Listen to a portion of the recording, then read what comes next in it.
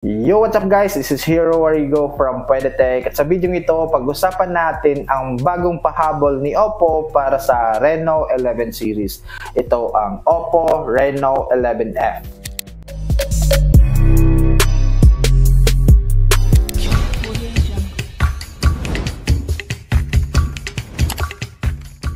Unang mapapansin mo guys sa unit na ito is yung kanyang design. Meron itong ultra slim body design, napaka-sleek at sharp ng kanyang edges. Premium feels talaga kapag hinahawakan mo na ang unit na ito. At ito guys ang kanyang dimensions. Kakaiba ang choice of colors ni Reno 11F. Ito yung tinatawag nila na natural aesthetic design. So meron tayong available na pang green,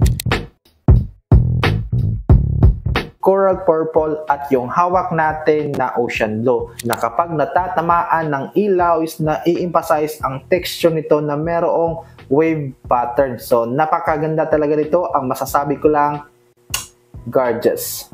Lightweight lang din ang unit na ito. Meron itong 177 grams ng kanyang timbang. At guys, ang unit na ito is IP65 water and dust resistance na rin. It has USB Type-C 2.0.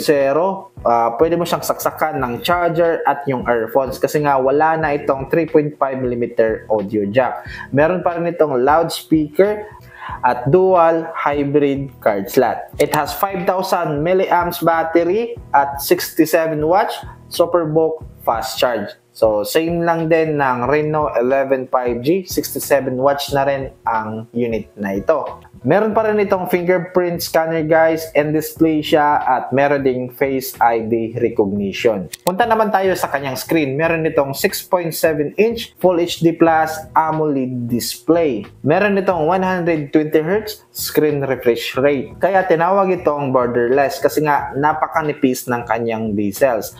93.4% ang screen to body ratio niya. Napakaganda guys, napakalawak, almost full screen na talaga ang unit na ito. At ito naman guys ang kanyang screen resolution.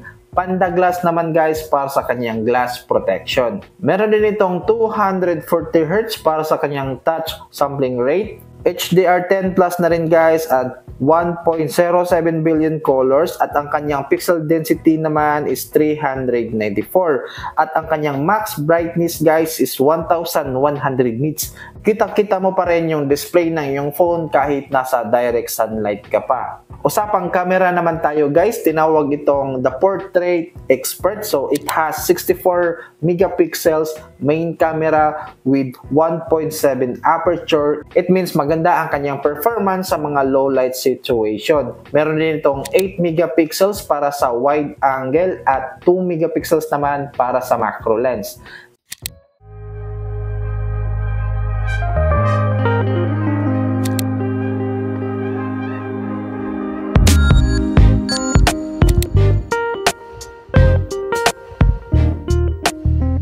So sa rear camera guys, kayang kumuha nito ng 4K at 30 frames per second.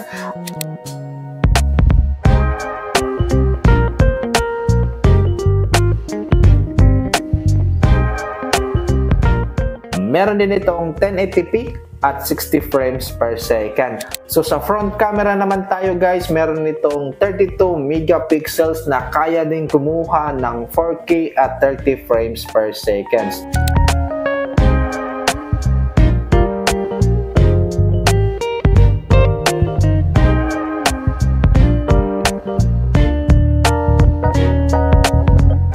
Napakadami din ng kanyang camera features. So gagawa din tayo ng camera test para sa unit na ito.